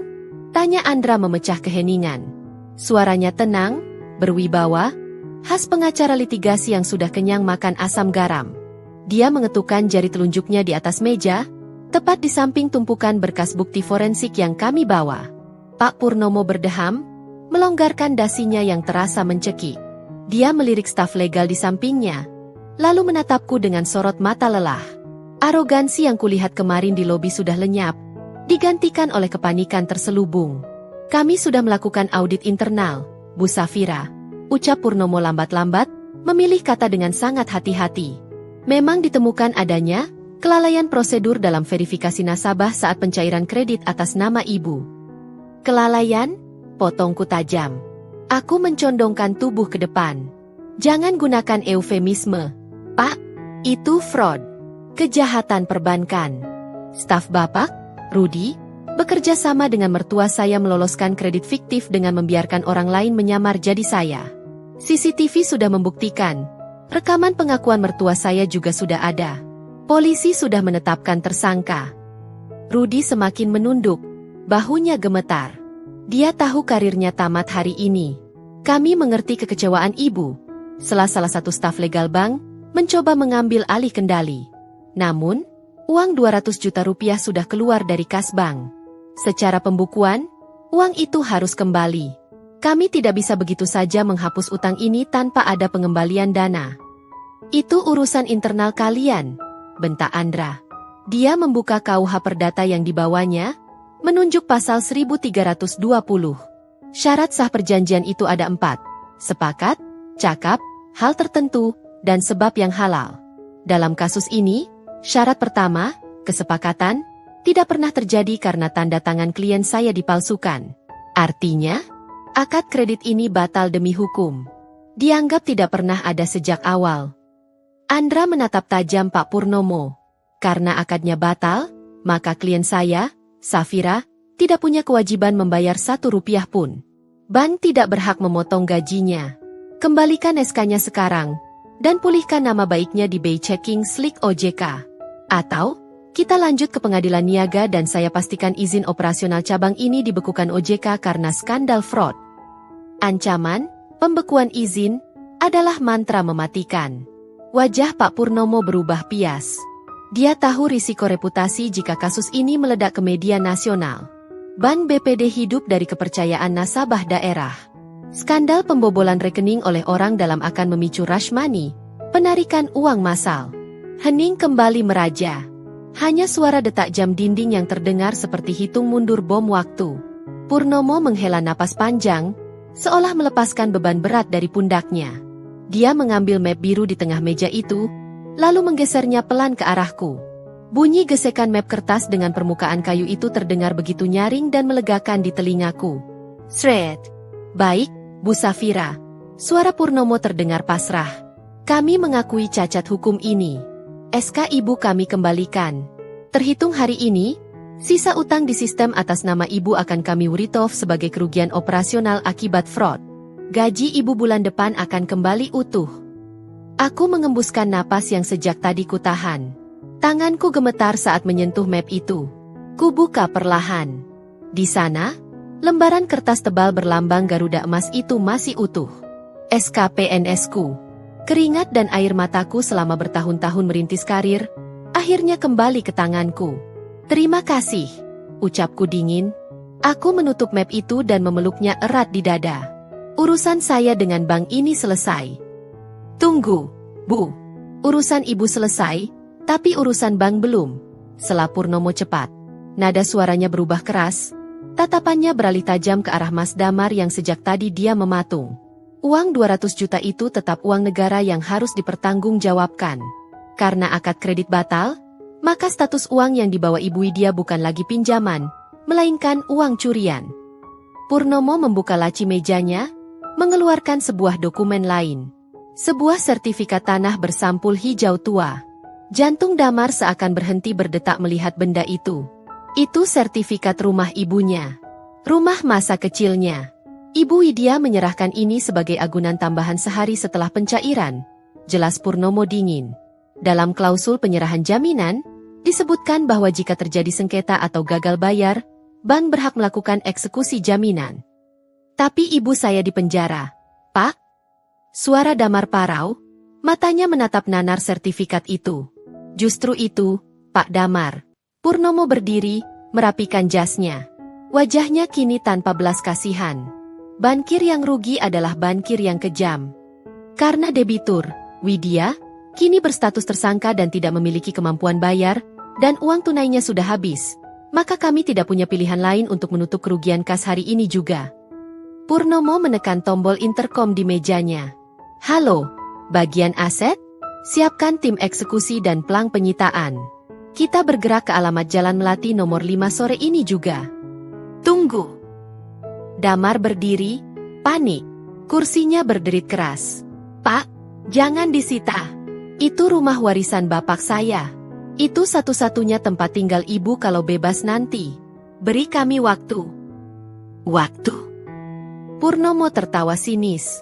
Dia berjalan memutari meja, mendekati Damar. Ibu Anda menghabiskan 200 juta dalam seminggu untuk investasi bodong. Anda pikir bank mau menunggu berapa tahun lagi? Tidak ada negosiasi. Kembalikan uang 200 juta itu cash detik ini juga di meja ini, atau tim kami akan mengosongkan rumah itu sebelum matahari terbenam. Damar menoleh padaku, matanya basah memohon pertolongan. Dek, tabungan kita? Aku menggeleng tegas. Tabungan kita cuma cukup buat lahiran nanti, Mas. Itu pun nggak sampai 50 juta. Kamu mau kita jual mobil? Jual perhiasan nikah? Belum tentu cukup. Dan aku nggak akan izinkan 1 rupiah pun uang hak anak kita dipakai untuk menebus kesalahan ibumu yang serakah. Damar lemas. Dia tahu aku benar. Dia merosot kembali ke kursi, menutupi wajahnya dengan kedua tangan. Isak tangis tertahan terdengar dari balik telapak tangannya. Purnomo tidak peduli. Dia menyerahkan surat perintah penyitaan kepada staf legalnya. Sita semua aset yang ada di dalamnya yang bernilai ekonomis. TV, kulkas, perhiasan yang tersisa. Kosongkan rumahnya. Pasang plang, dijual. Jika Ibu Widya mau komplain, suruh dia bicara dari balik jeruji besi. Purnomo menatapku sekilas. Selamat, Bu Safira. Hak Anda sudah kembali. Tapi maaf, sejarah keluarga suami Anda harus kami ratakan dengan tanah. Kami berjalan keluar dari gedung bank itu dengan perasaan campur aduk. Aku memeluk mepes kaku dengan lega. Tapi di sampingku, Damar berjalan seperti mayat hidup. Langit di luar sudah berubah mendung gelap, seolah alam turut berduka atas nasib rumah peninggalan keluarga Harja Kusuma. Saat kami masuk ke mobil, ponsel Damar berbunyi. Panggilan video dari asisten rumah tangga ibunya. Damar mengangkatnya dengan tangan gemetar. Di layar ponsel, terlihat kekacauan. Beberapa pria bertubuh tegap sedang mengeluarkan sofa tamu, sofa tempat Widya biasa duduk pamer, ke halaman. Pelang besi berwarna merah bertuliskan, tanah dan bangunan ini dalam penguasaan bank, sedang ditanam paksa di Taman Bunga Kebanggaan Widya. Mas Damar, tolong mas. Mereka ngeluarin barang-barang. Tetangga pada nonton mas. Malu? Jerit pembantu itu histeris. Damar mematikan ponselnya. Dia tidak kuat melihatnya. Dia menyandarkan kepala ke setir mobil, lalu memukul klakson sekuat tenaga. Tin! Bunyi klakson panjang itu memecah keriuhan jalan raya, mewakili teriakan frustrasi seorang anak yang gagal menjaga marwah keluarganya karena ulah ibunya sendiri. Aku menatap lurus ke depan, melihat rintik hujan mulai turun membasahi kaca depan. Ayo pulang, mas. Bisikku pelan, ke kontrakan kita. Rumah itu sudah jadi masa lalu. Namun, di tengah perjalanan pulang, sebuah pesan masuk ke ponselku. Dari nomor tak dikenal lagi. Tapi kali ini, isinya bukan ancaman. Mbak Safira, saya dari kepolisian. Ibu Widya pingsan di sel tahanan setelah mendengar kabar rumahnya disita. Beliau dilarikan ke RS Polri. Beliau kritis. Koridor Rumah Sakit Polri Kramat Jati beraroma karbol menyengat yang bercampur dengan bau obat-obatan khas yang membuat perut mual. Cahaya lampu neon putih berdengung pelan di langit-langit, menciptakan bayangan panjang dan suram di lantai vinil yang dingin. Hujan di luar masih menderas, memukul-mukul kaca jendela lorong seolah ingin mendobrak masuk. Aku berjalan setengah berlari mengikuti langkah lebar Mas Damar. Di depan ruang rawat inap tahanan, 2 orang petugas polisi berseragam lengkap berdiri menjaga pintu. Wajah mereka kaku, pistol terselip di pinggang, menegaskan bahwa pasien di dalam sana bukanlah orang sakit biasa, melainkan tahanan negara. "Kami keluarga Ibu Widya," ucap Damar terengah-engah pada petugas jaga. Polisi itu mengangguk, membuka pintu pelan. "Silakan, tapi jangan lama-lama. Kondisinya sudah stabil, cuma syok berat." Kami masuk. Udara di dalam ruangan itu jauh lebih dingin daripada di koridor. Suara bip bip bip dari monitor detak jantung menjadi satu-satunya suara yang mengisi keheningan. Di atas ranjang besi yang sempit, Ibu Widya terbaring lemah. Selang oksigen menempel di hidungnya. Wajahnya, ya Tuhan, wajah itu. Dalam waktu kurang dari 24 jam, wanita yang selalu tampil prima dengan bedak tebal dan alis sulam sempurna itu kini tampak 10 tahun lebih tua. Kulitnya abu-abu, keriput di sekitar matanya terlihat jelas tanpa tertutup foundation. Ratu yang sombong itu kini tak lebih dari nenek tua yang rapuh dan menyedihkan. Kelopak matanya bergerak-gerak pelan, lalu terbuka. Tatapannya kabur sejenak sebelum akhirnya fokus pada wajah Damar yang berdiri di samping ranjang. "Damar," bisiknya serak, nyaris tak terdengar. Tangan kanannya yang tertusuk jarum infus bergerak lemah mencoba meraih tangan anaknya. "Rumah Ibu." Damar menggenggam tangan dingin itu. Dia menunduk, tak kuasa menahan air mata. Tapi kali ini dia tidak menyembunyikan kebenaran. "Sudah disita, Bu," jawab Damar pelan, tapi jelas. "Orang bank sudah pasang pelang. Barang-barang sudah dikeluarkan." Mata Widya membelalak. Pupilnya melebar karena horor. Napasnya memburu, membuat grafik di monitor jantung melonjak naik turun dengan irama kacau. Bip bip bip bip. Enggak mungkin. Widya menggelengkan kepalanya panik, berusaha bangun tapi tubuhnya terlalu lemah. "Itu rumah bapakmu. Itu istana Ibu. Mereka enggak berhak. Usir mereka. Damar, usir." "Enggak bisa, Bu." Damar menahan bahu ibunya agar tetap berbaring. "Sertifikatnya ada di mereka. Ibu sendiri yang kasih. Ibu yang tanda tangan." Widya terisak hebat. Suaranya melolong seperti hewan yang terluka. "Saya ditipu investasi itu. Saya pikir bakal untung, saya mau tebus lagi sertifikatnya minggu depan. Kenapa jadi begini?" Lalu, matanya menangkap sosokku yang berdiri diam di kaki ranjang. Tangisannya berhenti mendadak. Tatapannya berubah menjadi sorot memohon yang begitu putus asa. Sorot mata pengemis yang kelaparan. "Safira." "Panggil." "Safira, menantuku yang cantik. Kamu orang sukses kan? Kamu PNS, gaji kamu besar, tunjangan kamu banyak. Tolong Ibu, Nak. Tolong bayar ke bank. Selamatkan rumah Ibu. Nanti Ibu ganti. Ibu janji." Aku menatap wanita ini dengan perasaan hampa. Tidak ada lagi amarah, tapi juga tidak ada belas kasihan. Hatinya masih sama, egois. Di saat kritis pun, dia masih menghitung kekayaanku sebagai solusinya. Dia tidak minta maaf karena mencuri identitasku. Dia minta uangku untuk menyelamatkan gengsinya. Aku melangkah mendekat ke sisi ranjang, berdiri di samping Damar. 200 juta itu bukan uang kecil, Bu. Dan gaji saya sudah kembali utuh karena saya memilih jalur hukum, bukan jalur damai. Jawabku datar. "Tega kamu." Widya mendesis, air matanya tumpah lagi. "Kamu mau lihat mertuamu jadi gelandangan? Kalau Ibu bebas nanti, Ibu tinggal di mana? Di kolong jembatan? Itu pilihan yang Ibu buat saat Ibu memutuskan memalsukan tanda tangan saya." Balasku tenang. "Ibu berjudi dengan nasib, dan Ibu kalah. Sekarang Ibu harus bayar taruhannya." Pintu ruangan terbuka lagi. Kali ini bukan dokter yang masuk, melainkan Pak Purnomo, kepala cabang bank, diikuti seorang notaris. Mereka membawa map tebal yang sangat kubenci. Widya gemetar melihat kedatangan mereka. Dia tahu apa artinya itu. Selamat malam, Bu Widya. Sapa Pak Purnomo dingin, tanpa basa-basi menanyakan kabar. Karena kondisi ibu sudah sadar, kita selesaikan administrasi sekarang. Sesuai prosedur, karena ibu tidak mampu membayar tunai 200 juta rupiah plus bunga dan denda berjalan hari ini, ibu harus menandatangani surat penyerahan aset sukarela. Notaris membuka map itu, meletakkannya di atas meja dorong pasien, lalu menyodorkan pena tepat ke jari Widya yang gemetar. "Ini apa?"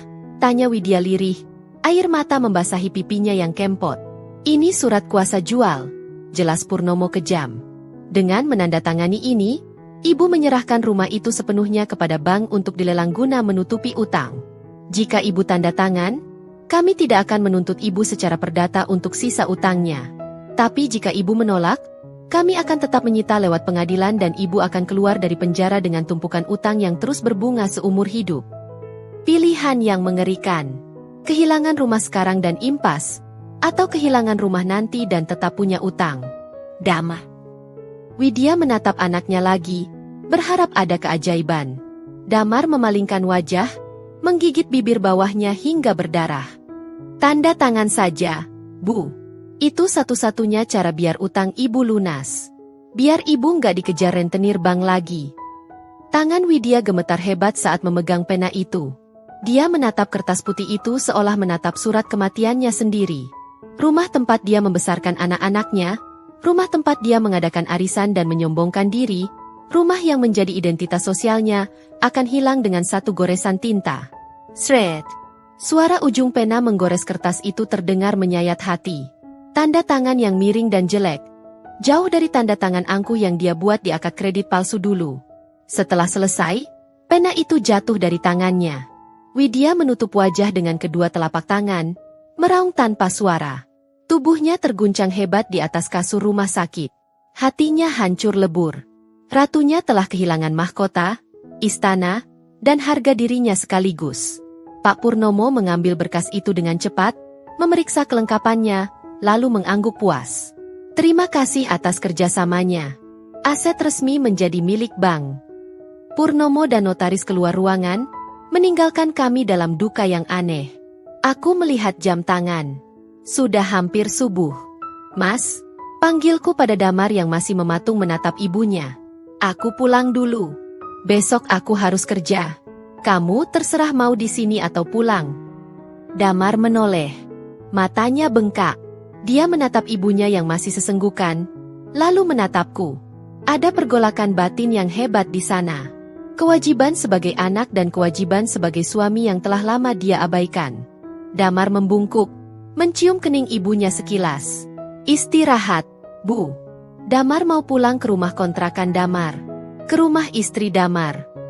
Widya menurunkan tangannya, menatap anak lelakinya dengan tatapan tak percaya.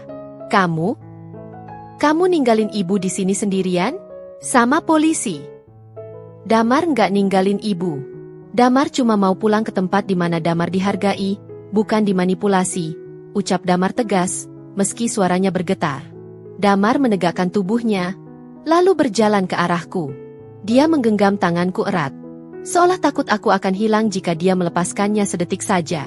Kami berjalan keluar dari kamar rawat itu, meninggalkan Widya yang kembali menjerit memanggil nama Damar. Suaranya memantul-mantul di dinding rumah sakit yang dingin, bersaing dengan suara guntur yang menggelegar di luar sana. Namun, saat kami sampai di lobi rumah sakit, langkahku terhenti.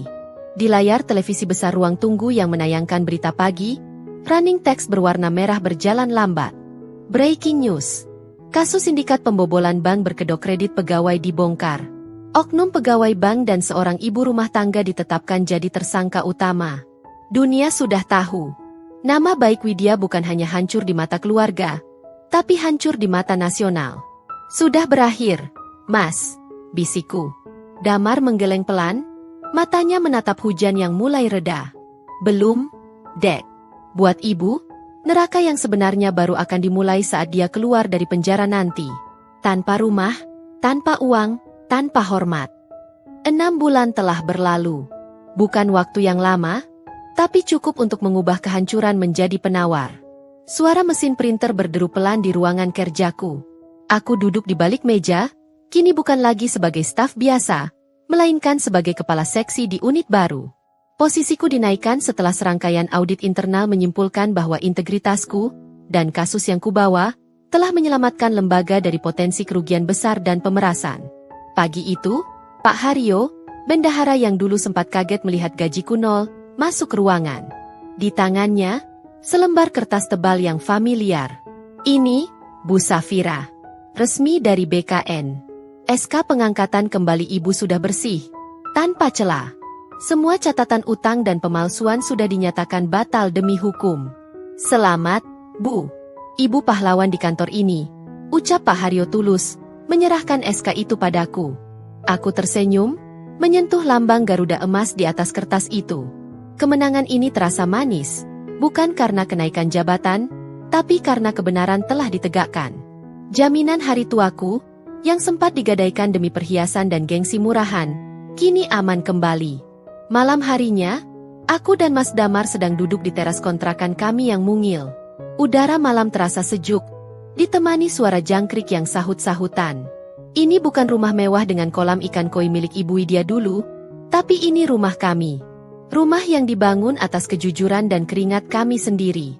Besok aku mau menjenguk Ibu di panti sosial, ucap Damar pelan, memecah keheningan. Dia kini tampak lebih tegar, lebih dewasa. Tak ada lagi keraguan atau rasa bersalah di matanya, hanya ketenangan seorang pria yang sudah menemukan jati dirinya. Aku mengangguk. Widya tidak jadi dipenjara selama 6 tahun penuh. Hukuman pidananya diringankan menjadi 1 tahun masa percobaan dengan pengawasan ketat, dikurangi masa tahanan kota, mengingat faktor usia dan riwayat kesehatan, serta fakta bahwa kerugian bank sudah dipulihkan dari penjualan rumah warisan itu. Apa kabarnya, Mas? Tanyaku. Sudah lebih baik. Sudah lebih kalem. Jawab Damar sambil mengusap punggung tanganku. Dia sering bantu di dapur panti. Dia bilang sekarang dia baru tahu rasanya kerja keras di dapur tanpa asisten, tanpa perhiasan. Dia sudah tidak bicara lagi soal arisan, atau menanyakan kabar tetangga. Dia pernah bertanya kabar saya. Damar tersenyum kecil, senyum yang sedikit getir. Pernah. Dia bilang, sampaikan pada Safira, Ibu tidak membencinya. Ibu hanya benci diri sendiri yang tidak secerdas dia. Setidaknya dia menyelamatkan Damar dari kehancuran. Air mataku menetes. Itu adalah kata maaf dan pengakuan yang tidak pernah kuduga akan keluar dari mulut Widya. Aku menutup mata, merasakan pelepasan emosional terakhir yang kurasa butuhkan. Lalu, rumah itu sudah laku. Fir. Dibeli sebuah keluarga muda yang baru menikah. Uangnya sudah menutupi kerugian bank dan Rudi. Jelas Damar. Rumah itu sekarang bebas dari keserakahan. Semoga pemilik barunya bahagia. Aku membuka mataku, menatap Damar. Aku meraih tangan kirinya dan menggenggamnya kuat. Terima kasih, Mas. Ucapku tulus. Terima kasih sudah memilih berjalan bersamaku di jalan yang benar. Hubungan kita pernah dibeli murah oleh uang dan manipulasi. Tapi sekarang kita memulainya lagi dari nol, dengan fondasi yang kokoh. Damar memelukku erat. Bau kemejanya yang baru dicuci, bukan lagi bau parfum mahal ibunya. Ini adalah aroma suami yang sesungguhnya. Aku yang harus berterima kasih. Deh, kamu mengajarkan aku bahwa kasih sayang sejati tidak pernah meminta, apalagi mencuri. Kamu mengajarkan aku bahwa kualat yang sebenarnya bukanlah pada orang tua, melainkan pada kebenaran. Dan kebenaran itu selalu kembali pada jalannya. Kami duduk di sana dalam keheningan yang penuh makna, memandang cahaya bulan sabit yang memudar di langit Jakarta. Tidak ada lagi drama, tidak ada lagi kebohongan. Hanya ada pasangan yang bersiap menyambut masa depan yang jujur dan tentram. Utang lunas, SK kembali, suami kembali. Keadilan terwujud, tanpa perlu mengotori tangan dengan kebohongan. Sobat, kisah Safira dan Ibu Widya mengajarkan kita satu hal. Integritas adalah aset paling berharga. Jangan pernah takut berdiri tegak membela kebenaran. Bahkan jika lawanmu adalah orang yang bersembunyi di balik tameng, keluarga, atau tradisi. Kebenaran itu mahal, tapi harga kedamaian hati jauh lebih mahal. Jangan biarkan orang lain menggadaikan hidupmu. Ambil kendali. Bersikaplah berani, profesional, dan selalu gunakan hukum di atas emosi. Karena di akhir cerita, hanya kebenaran yang akan membawa kita pulang ke rumah sejati. Jika kisah ini menginspirasi Anda untuk lebih berani dan berpikir kritis, jangan lupa tekan tombol like dan subscribe channel Dira Story. Sampai jumpa di kisah dramatis yang lebih membangkitkan semangat berikutnya.